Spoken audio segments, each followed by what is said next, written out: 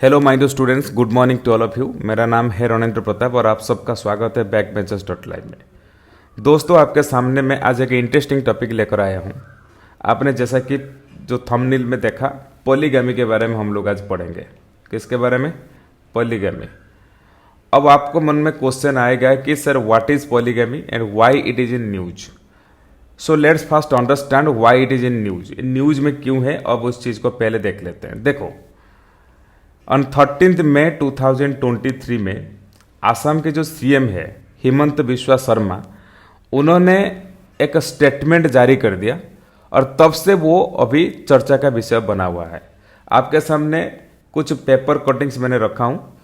ये है India Today का पेपर कटिंग। इसमें ये हेडलाइन देखो, Assam looking to ban polygamy says CM Himanta Biswa Sarma.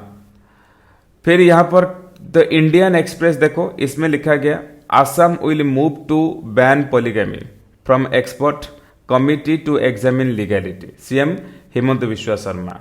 ये टाइम्स ऑफ इंडिया का आर्टिकल है, इसमें भी ये सेम हेडलाइन देखो, I will ban polygamy irrespective of religion, Assam chief minister Himanta Biswa Sarma says.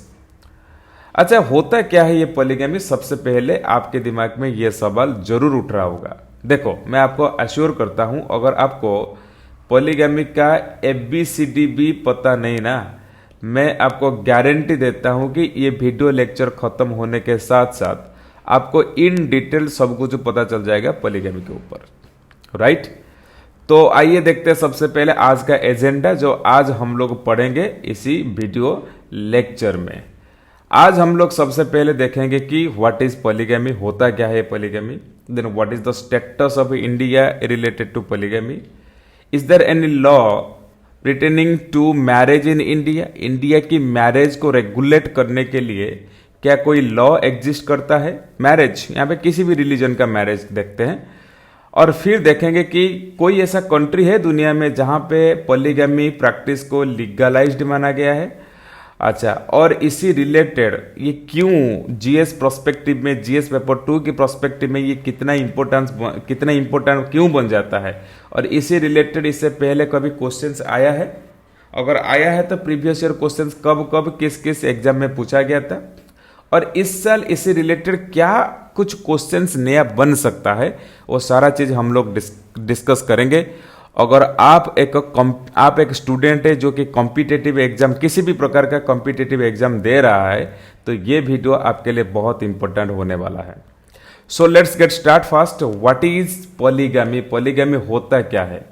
आपने सुना है ना, गांव में और किसी पुराने जमाने में राजा जो होते थे ना, राजा महाराजा जो लोग होते थे, उन्होंने एक से अधिक शादियां करते थे।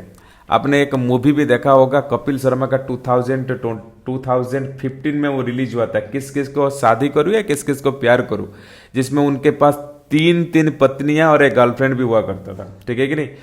तो इन रियलिटी एक से अधिक बीबी रखना और वाइफ्स रखना हिंदू रिलीजन के अनुसार वो एक दंडनीय अपराध है। अब चलिए समझते हैं कि पॉलीगैमी होता है क्या। देखो, लिटरली पॉलीगैमी जो होता है ना, वो दो अलग अलग वर्ड को मिलाकर बना है। एक होता है तो पॉली, दूसरा का होता है गैमोस। पॉली का मतलब होता है सीधी तौर पर मेनी, यानी कि मोर देन वन, मेनी। और गैमोस का मतलब होता है मैरिज, यानी कि अगर किसी व्यक्ति, वो मेल हो या फीमेल, हस्बैंड हो या वाइफ, किसी व्यक्ति अगर एक से अधिक शादी करता है, मैरिज करता है, तो उसी प्रैक्टिस को हम लोग कहते हैं पॉलीगैमी। कॉन्सेप्ट क्लियर हो गया? लेकिन ट्रेडिशनली वोमेन के पास वो राइट्स नहीं हुआ करता था कि वो एक से अधिक शादी करें। जनरली उस समय पे शादी कौन करते थे? जहां एक से अधिक मेल करते थे, यानी कि मैन करते थे। तो इसी आधार पर ट्रेडिशनल मीनिंग होता है man having more than one wives is considered as a polygamy. अब पॉलीगैमी कॉन्सेप्ट आपको समझ में आ गया। अब देखते हैं कि टाइप्स ऑफ पॉलीगैमी होता है क्या है, और कितने प्रकार के पॉलीगैमी होते हैं। पॉलीगैमी को मोटे तौर पर 3 पार्ट में डिवाइड करा गया, 3 कैटेगरीज में डिवाइड करा गया। एक तो हो गया पॉलीगैमी, दूसरा हो गया पॉलीएंड्री, और तीसरा हो गया कि बाइगैमी। अब एक एक करके इस टर्म का मतलब हम लोग समझ लेते हैं। So let's start. First of all, what do you mean by the term polygamy? Polygamy का मतलब होता क्या है? देखो, एक व्यक्ति, एक मेल के पास अगर एक से अधिक बीवियां हैं, वाइफ्स है, एक से अधिक उनके पास वाइफ है, या फिर एक से अधिक वोमेन एक हस्बैंड को शेयर करते हैं, तो उसे हम लोग कहते हैं पॉलीगैनी। क्लियर? लेकिन पॉलीगैनी के बाद जो पॉलीएंड्री, ठीक इसका उल्टा होता है, यानी कि एक फीमेल के पास जब मल्टीपल हस्बैंड होते हैं, तो उसे हम लोग कहते हैं polyandry. Clear?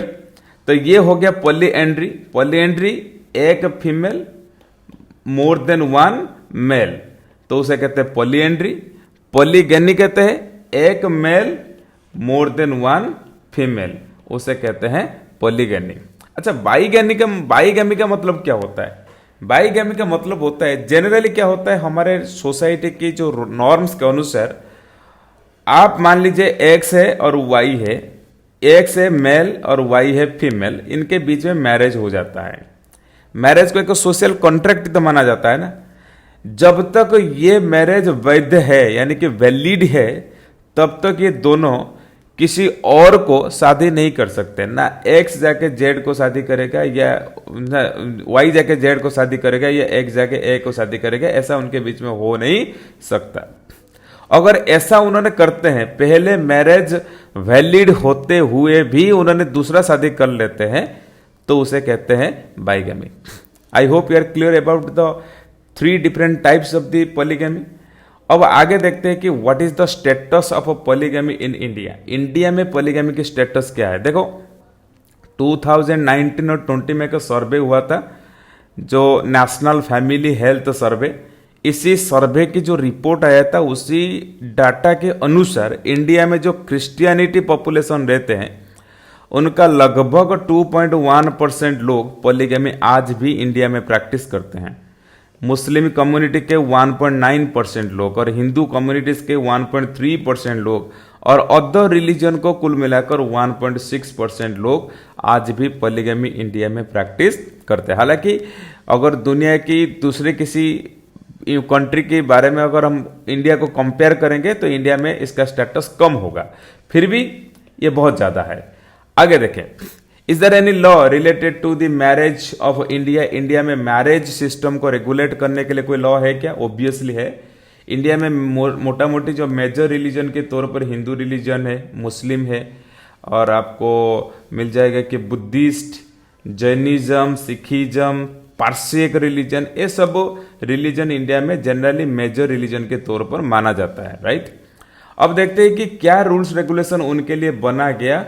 So first understand, देखो, हिंदू कम्युनिटी की मैरिज सिस्टम को रेगुलेट करने के लिए एक जो लॉ बना है, उसका नाम है द हिंदू मैरिज एक्ट 1955। कब बना था ये? 1955। ये साफ तौर पर बोल दिया कि practice of polygamy would be एबोलिश्ड। ये हिंदू रिलीजन के अंदर पॉलीगैमी प्रैक्टिस को पूरी तरह एबोलिश करा जाएगा, हटाया जाएगा। और अगर कोई व्यक्ति इसे प्रैक्टिस करता है, तो it would be consider as a criminal offence, यानी कि एक गुनाह माना जाएगा, उसको एक क्रिमिनल एक्ट माना जाएगा। सेम लॉ, सेम एक्ट की सेक्शन 11 कहता है, it mandates the monogamous. Monogamous का मतलब होता है कि सिंगल मैरिज करना, एक हस्बैंड या फिर एक वाइफ होना, उसे कहते हैं monogamous. This is the ideology of Hinduism.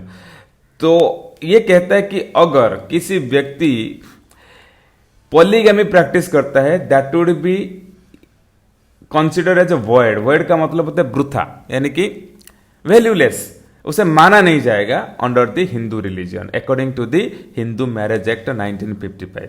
हाँ, सेक्शन 17 कहता है कि अगर किसी ने गलती से भी ऐसा किया, तो अगर किसी ने इसको परफॉर्म किया, तो उसे पनिशमेंट देने की भी व्यवस्था है। और उसको पनिशमेंट कौन देगा?